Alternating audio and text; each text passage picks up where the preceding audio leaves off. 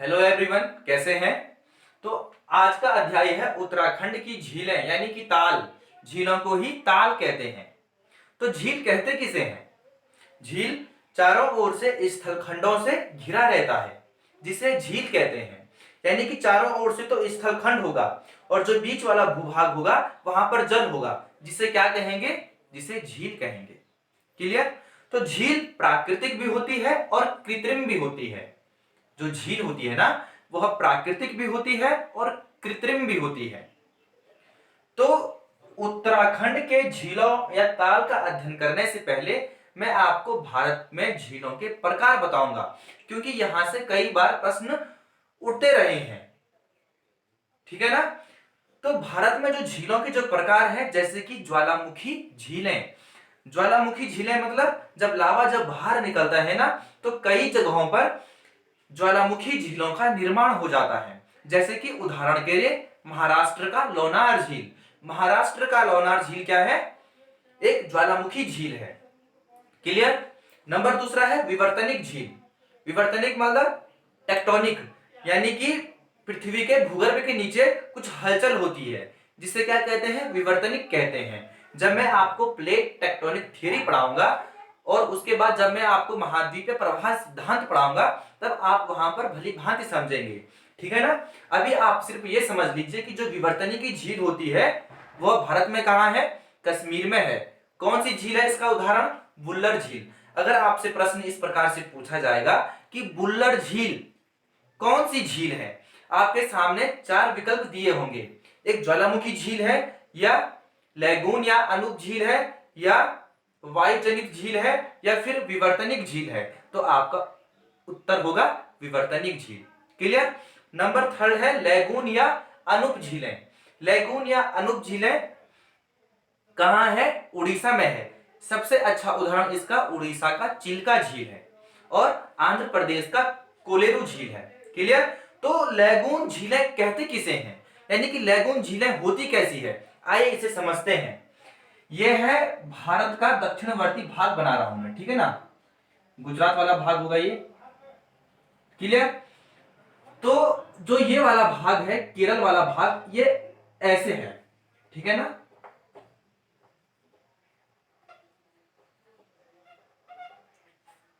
तो जो ये वाला भाग है, समझिए इस बात को, जो ये वाला भाग है, ये वाला यहां क्या है? यहां अरब सागर है और पूरब में क्या है? बंगाल की खाड़ी है ना। ये पूरा क्या है? अरब सागर है और ये क्या है? बंगाल की खाड़ी। ये क्या है? केरल है। तो जो ये वाला हिस्सा है ना, ये वाला हिस्सा, ये क्या होगा? यहाँ पूरा जल होगा। यहाँ पर इस चित्र को मैं यहां पर बना रहा हूं, जैसे कि ये वाला। ठीक है ना। तो ये पूरा क्या होगा?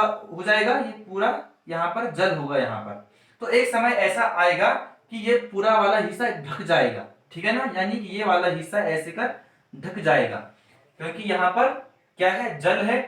ठीक है ना। जल है तो एक समय बाद ये ऐसे ढक जाएगा, जिसे क्या कहेंगे? लैगून झील कहेंगे। यानी कि ये वाला हिस्सा पूरा ढक जाएगा, जिसे क्या कहेंगे? लैगून झील कहेंगे, यानी कि अनूप झीलें कहेंगे। समझ गए? समझ गए होंगे। तो लैगून झीलें या अनूप झीलें कहां है? जैसे कि उदाहरण के लिए उड़ीसा का चिल्का झील और आंध्र प्रदेश का कोलेरू झील। नेक्स्ट नेक्स्ट है वायुजनित झील। वायुजनित झील मतलब, वायुजनित झील राजस्थान में है। सबसे अच्छा उदाहरण क्या है? राजस्थान में जो सांभर झील है ना, सांभर झील। तो सांभर झील क्या है? वायुजनित झील है। और डिडवाना झील, डिडवाना झील भी क्या है? एक वायुजनित झील है। और पंचभद्रा भी वायुजनित झील है। जो डिडवाना झील है और सांभर झील है और पंचभद्रा झील है, वह कहां है? राजस्थान में ही है। नेक्स्ट नेक्स्ट है हिमानी झीलें। हिमानी झीलें उत्तराखंड में पाई जाती है। उत्तराखंड में ना तो ज्वालामुखी झीलें पाई जाएगी, ना तो विवर्तनिक झीलें पाई जाएगी, ना तो लैगून या अनूप झीलें पाई जाएगी, ना तो वायुजनित झीलें पाई जाएगी, बल्कि सिर्फ हिमानी झीलें ही पाई जाएगी। ठीक है ना। क्योंकि यहाँ पर बर्फ बहुत है, इसलिए यहाँ पर क्या है? हिमानी झील ही अधिक होती है। क्लियर? तो उत्तराखंड में हिमानी झीलों के अलावा ना कुंड भी हैं और खाल भी हैं, लेकिन ये छोटे आकार के होते हैं। क्या है? कुंड और खाल, ये छोटे आकार के होते हैं। क्लियर? तो आप अब आपने डालना है भारत में झीलों के प्रकार। आप समझ गए? अब आपने लिखना है 1 मिनट।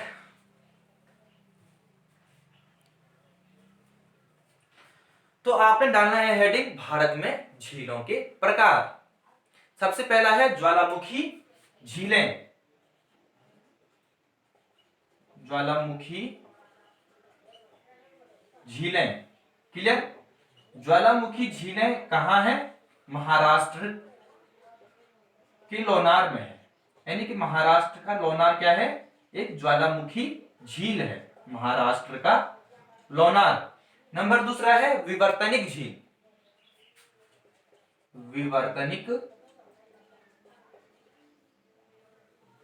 झील। विवर्तनिक झील कहां है? कश्मीर में है। कौन सी झील है? वुल्लर झील है, कश्मीर में है। और क्या है? वुल्लर झील। क्लियर? नंबर थर्ड है लैगून या अनुप झीलें। लैगून या अनुप अनुप झीलें, ये कहां है? उड़ीसा में है, केरल में भी है। ठीक है? केरल में कौन सी झील पाई जाती है? केरल में लैगून झीलें पाई जाती है। उड़ीसा में है चिल्का झील। और आंध्र प्रदेश में है, आंध्र प्रदेश में है कोलेरू झील। यहां पर लिख रहा हूं कोलेरू, कोलेरू झील। क्लियर? उसके बाद है वायु जनित झीलें। लिखिए वायु जनित झीलें। वायु जनित झीलें जैसे कि राजस्थान में है कौन सा? सांभर झील।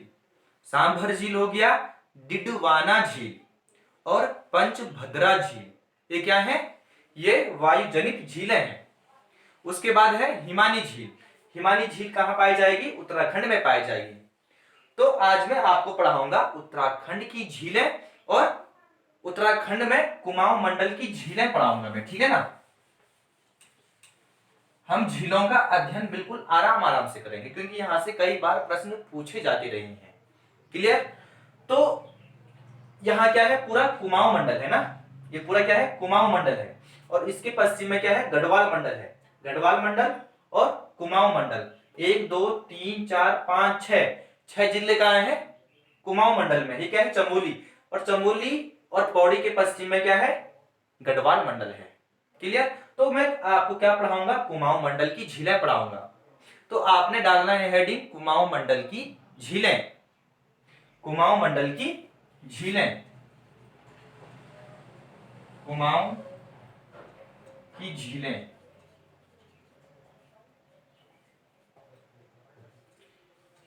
झीलों की, हिमानी झीलों की अधिकता कुमाऊं क्षेत्र में नैनीताल जिले में सर्वाधिक पाई जाती है। यानी कि यहां पर झील अधिक है, इसलिए इसे झीलों की नगरी कहते हैं।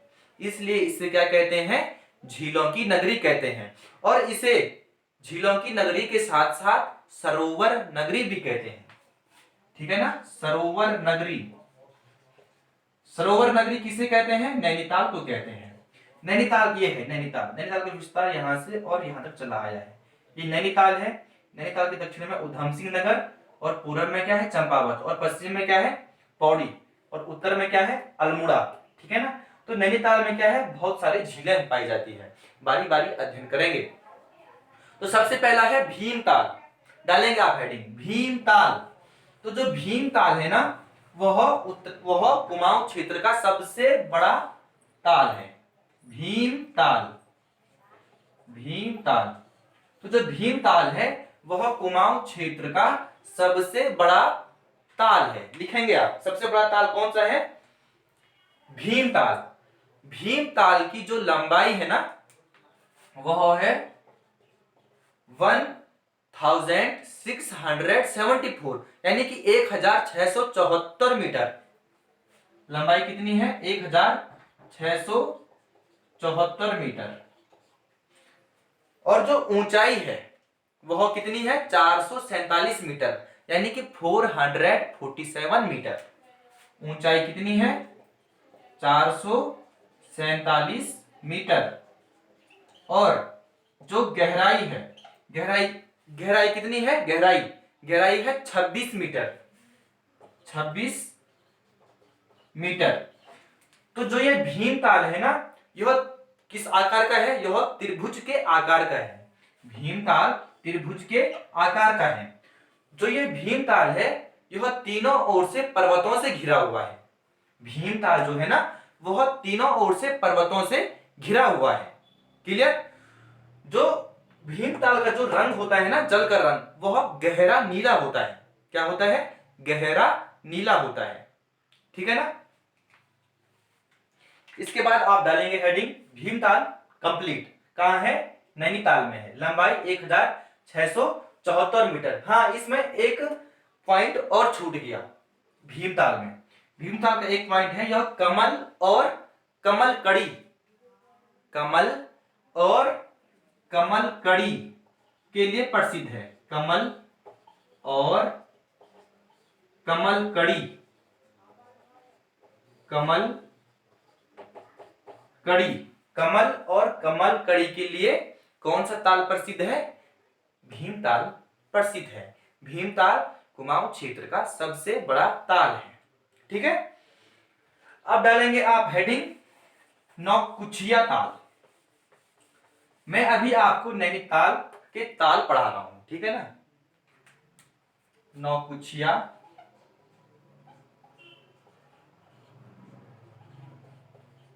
ताल। नौकुचिया ताल कुमाऊं क्षेत्र का सबसे गहरा ताल है। बड़ा नहीं, गहरा। बड़ा कौन सा है? भीमताल है। बड़ा जो है वह भीमताल है, लेकिन जो गहरा ताल है वह नौकुचिया ताल है, सबसे गहरा। ठीक है ना? जो इसकी लंबाई होती है ना, जो इसकी लंबाई है 950 मीटर है। गहराई, गहरा है। ठीक है ना? सॉरी, जो इसकी लंबाई है वह 950 मीटर है। और ये बहुत गहरी झील है कुमाऊं क्षेत्र की। और जो इसकी चौड़ाई है, चौड़ाई 680 मीटर है। चौड़ाई कितनी है? 680 मीटर। और जो इसकी गहराई है वह 40 मीटर है। गहराई कितनी है? 40 मीटर। याद रखिए, इसकी गहराई आपको याद रखना जरूरी है, 40 मीटर। ठीक है? गहराई कितनी है? 40 मीटर। ठीक है ना? लेकिन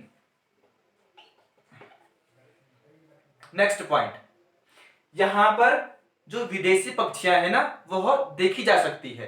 क्योंकि जो पक्षियां है ना, पक्षियों का जो निवास स्थान है वह नौकुचिया ताल में ही है। पक्षियों का निवास कहां है? नौकुचिया ताल में ही है। और जो ये नौकुचिया ताल है, यह 9 कोनों वाला ताल है। नौकुचिया ताल 9 कोनों वाला ताल है। लेकिन ये 9 कोने एक साथ नहीं दिखाई देते हैं। ठीक है ना? बहुत दूर दूर है, इसलिए नहीं दिखाई देते हैं। 9 कोना वाला ताल कौन है? नौकुचिया ताल। ठीक है? यहां पर विदेशी पक्षियां भी दिखाई देती है। क्लियर? नेक्स्ट, कहां है? ये भी नैनीताल में है।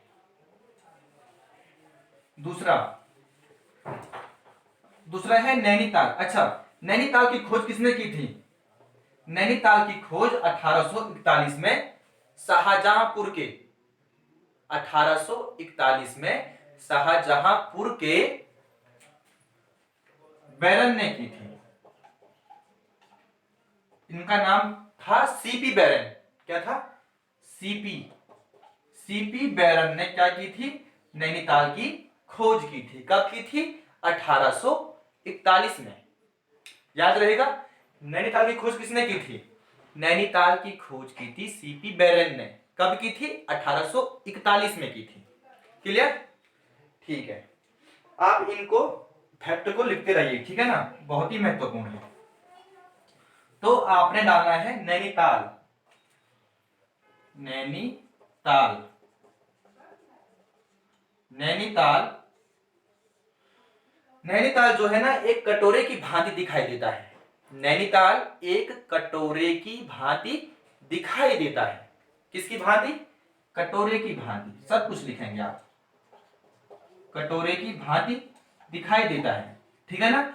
इस ताल को स्कंद पुराण के मानस खंड में, जो ये ताल है ना, इस ताल को स्कंद पुराण के मानस खंड में त्रि ऋषि सरोवर कहा गया है। त्रि ऋषि सरोवर किसे कहा गया है? त्रि ऋषि सरोवर नैनीताल को कहा गया है, ठीक है ना। त्रि ऋषि सरोवर, ठीक है ना, सरोवर, clear.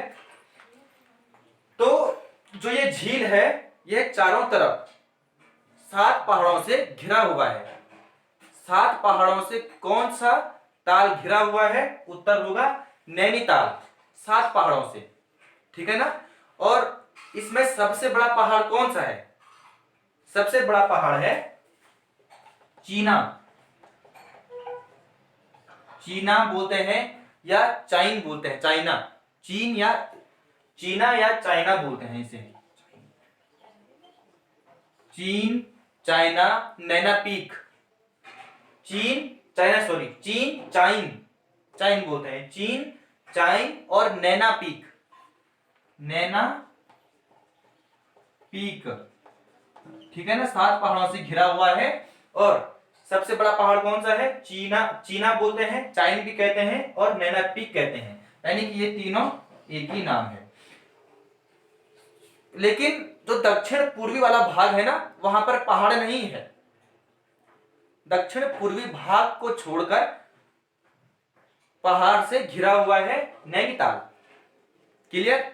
Next point, next point आप लिखेंगे कि इसके दक्षिण पूर्वी भाग में एक नदी निकलती है। नदी का नाम है बालिया नदी, जानते होंगे आप, ठीक है ना। कौन सी नदी? बालिया नदी, यहां पर लिख रहा हूं, बालिया नदी। कौन सी नदी? बालिया नदी निकलती है, क्लियर। नेक्स्ट पॉइंट, झील, इस झील के बीच में ना, नैनीताल के झील के बीच में एक चट्टान है। नैनीताल के झील के बीच में एक चट्टान है, ठीक है ना। यहां जैसे कि ये झील है तो इसके बीच में एक, इसके बीच में एक क्या है? चट्टान है यहां पर। तो इसके उत्तर वाले भाग को कहेंगे मल्लीताल और दक्षिण वाले भाग को कहते हैं तल्लीताल। क्या कहते हैं? मल्लीताल और तल्लीताल।